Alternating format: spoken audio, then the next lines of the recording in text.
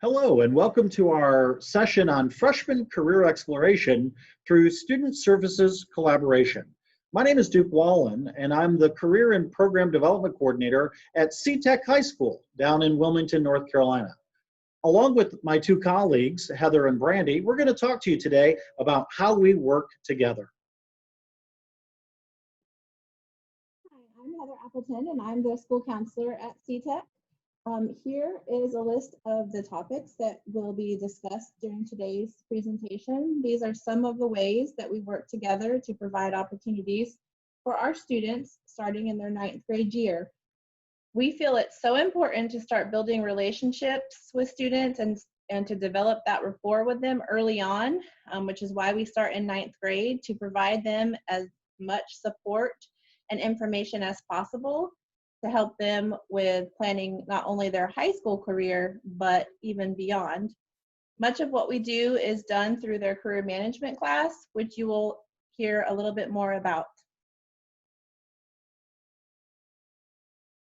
Career management course, 9th graders sit together in a cohort learning about the different types of careers that are not only offered to them through the programs of study in North Carolina, but also what's offered at Cape Fear Community College. And we're going to talk to you a little bit about our collaboration with the college side in just a minute. All our students in our career management class take a career interest inventory as well as a learning styles survey in the class where we can both Miss Berry and Miss Appleton and I, we all get together and go to this class to work with the students on both of the learning styles as well as the career interest survey. Part of this class, again, is the exploration of what we offer at our school. But in addition to that, the students actually have an opportunity to earn a credential through Conover. That is a way that they could, start their resume, if you will. That is an additional thing we do in the career management course. Students have an opportunity to work on the resume in there, as well as in our student services through a lunch and learn.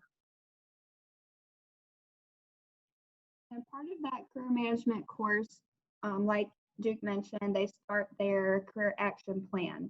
And we do this in the fall. We try to have it done before the end of August, so that way we can start building relationships with our students. It is an individualized plan we use with them to identify their career goals. However, we do start this process in the 9th grade. We feel that is important, but we continue to follow up with their unique plan until they graduate. Now I'm just going to show you, we did kind of edit this from another county that shared this in a previous CTE summer conference, but we did edit it to fit our needs. So I'm just going to kind of go through what that looks like with you. And I did make a copy of this for you, so you can please make a copy for yourself if you do plan to use it for your school. But it just allows us to get some basic information on our students. As you see, we get their name information, student ID information, and then it leads them into a learning style inventory. Once they complete that learning style inventory, they then choose what level they were, and we use this data that we also share with teachers so that they know this information as well. After they complete the learning style inventory, they then do a interest profiler where they learn more about their work environment. And again, once they complete that survey, they come in and fill what point value they are for each category.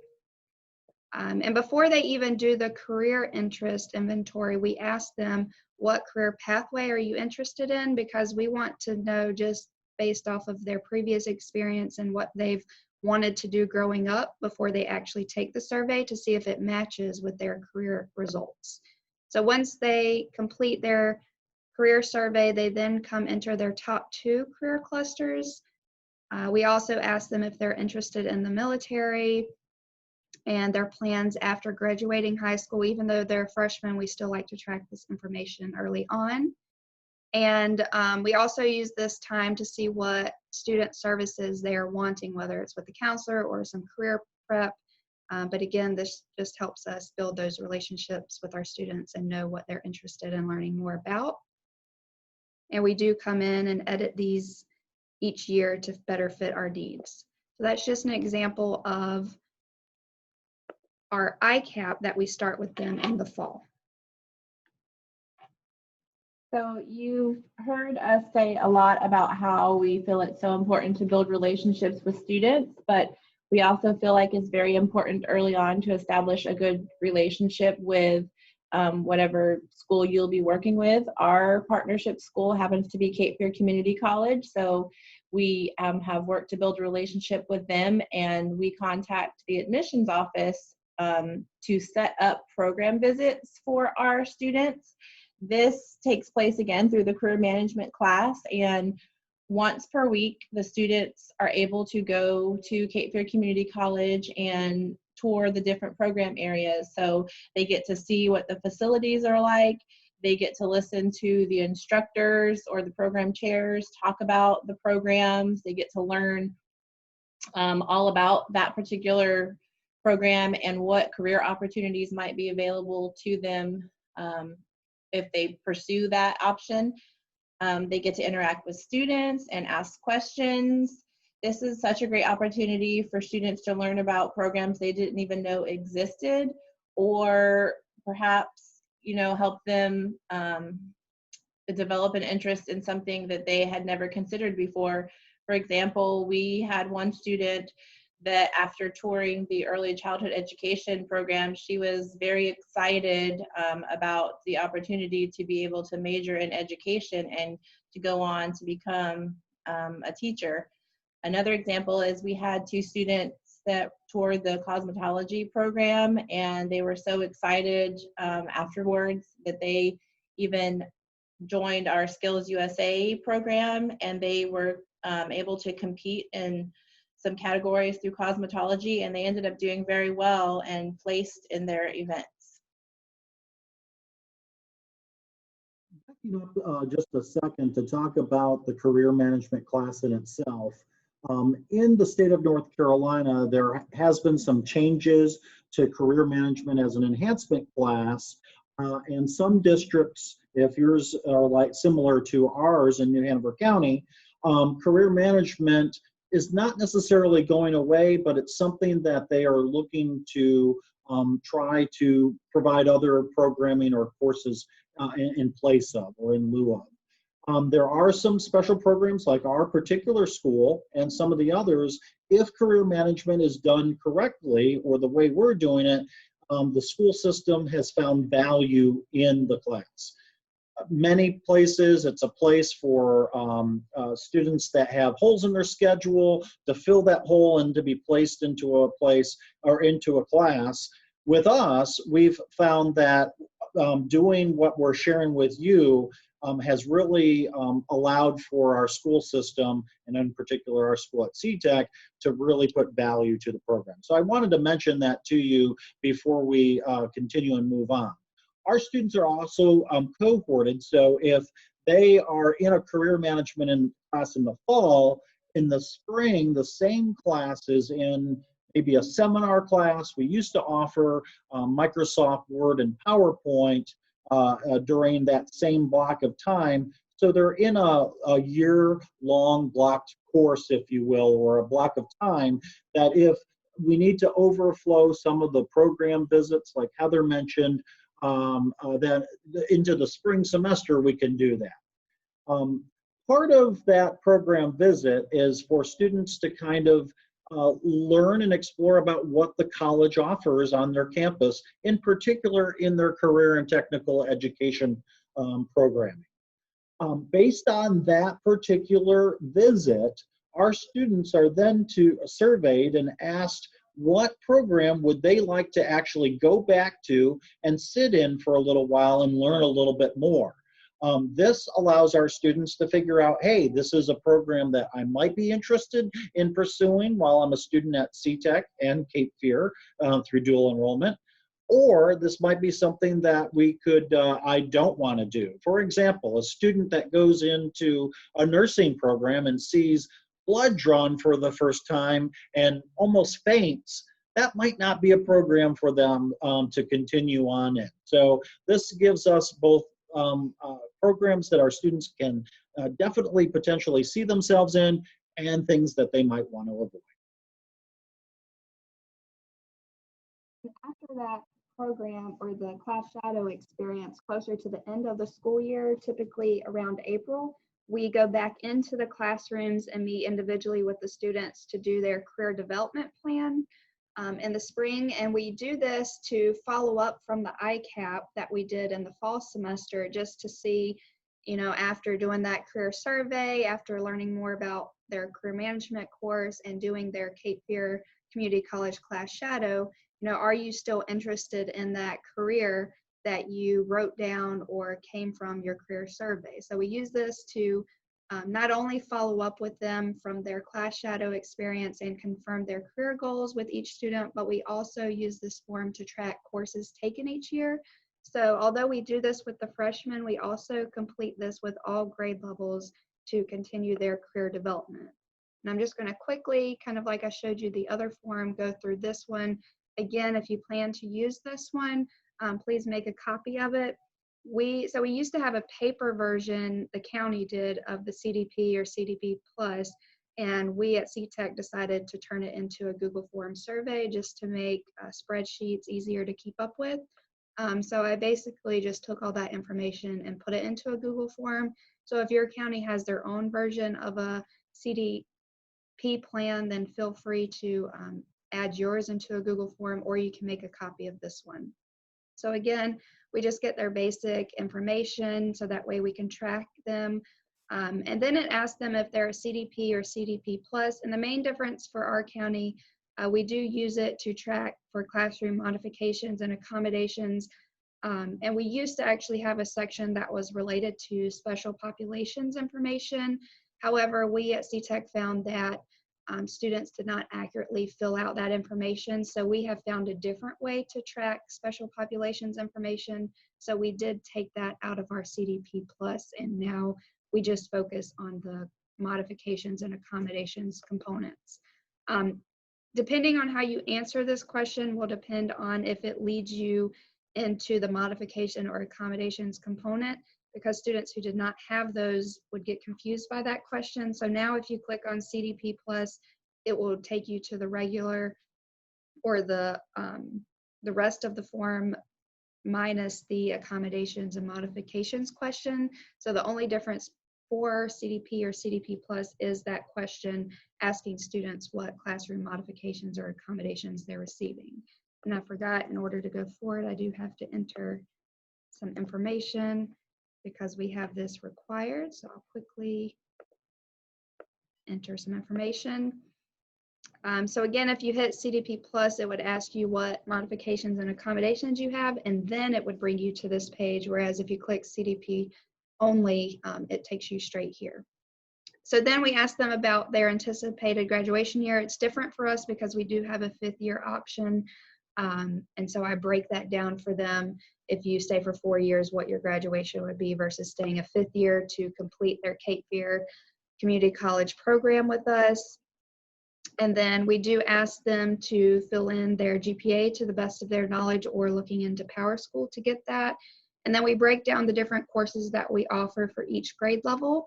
And they click, and any ones that aren't listed, because some students come with us with advanced courses. So if it's not listed for some reason, they do have the option to type that in.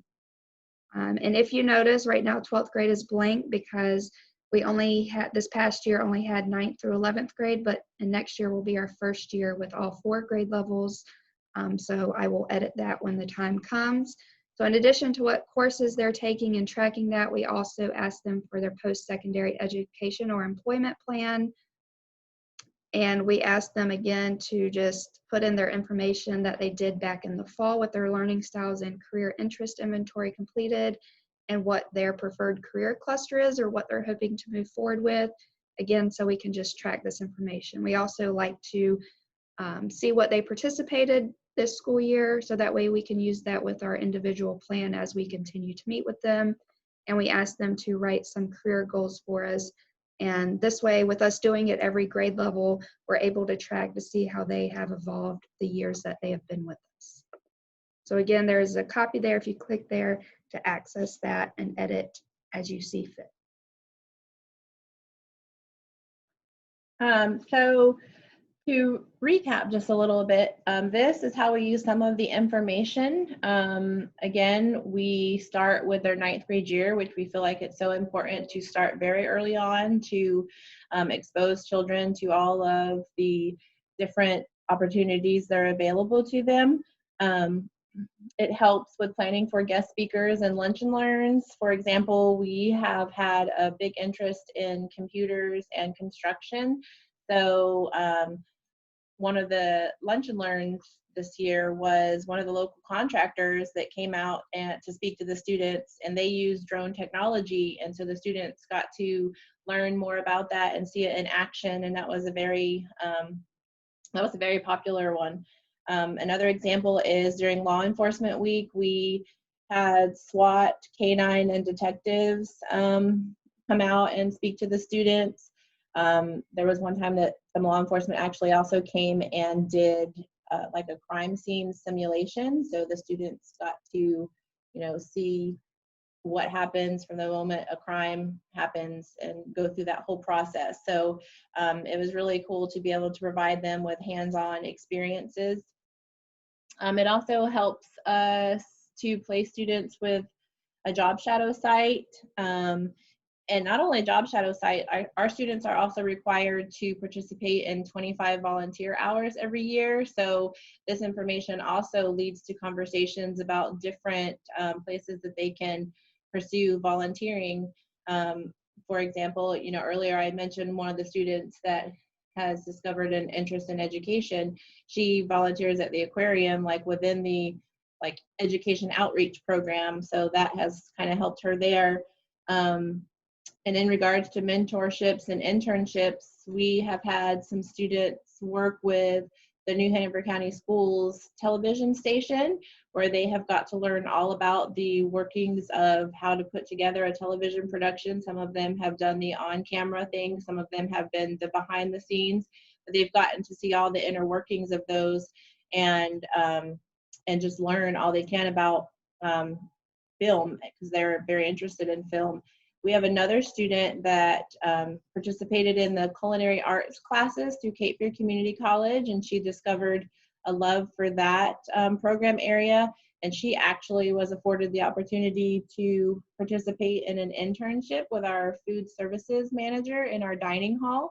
So she got to help do everything that it takes to put on a food service program at school, and she's got to learn all of that information. And all of this information is shared with teachers so they can use it to help planning activities in classrooms and with their advisories. And we have grade levels listed here. This is just the years we choose to focus on these things, but of course there can be flexibility in these levels to fit what your needs are. And I will say, being a high school counselor for as long as I have and having been in a traditional setting, one of the things that I used to hear so often was students getting to their end of their high school career and ready to graduate, and they had no idea what they wanted to do, and they had no job skills. They knew they didn't want to go to college, but yet they had no skills to be able to go right to work. So I just am so excited that we're able to provide this opportunity for our students to give them that exposure early on, so that if they're not continuing their education beyond high school, they have been exposed to so many opportunities and have been able to develop skills necessary to be able to go right into the world of work when they graduate.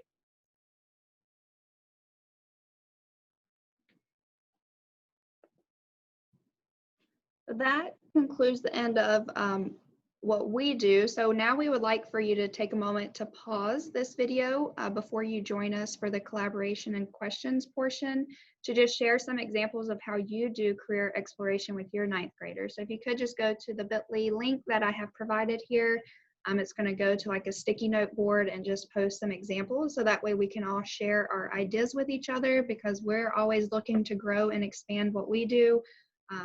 And so we're looking to see what you do as well. So maybe we could make some changes. Again, we will share this information. I believe DPI or the career technical area will share a lot of these links with you. You'll have the ability to go back into some of these to visit and revisit some of the videos. But we'd like to thank you for the opportunity for joining us today to learn about a little bit about what we do.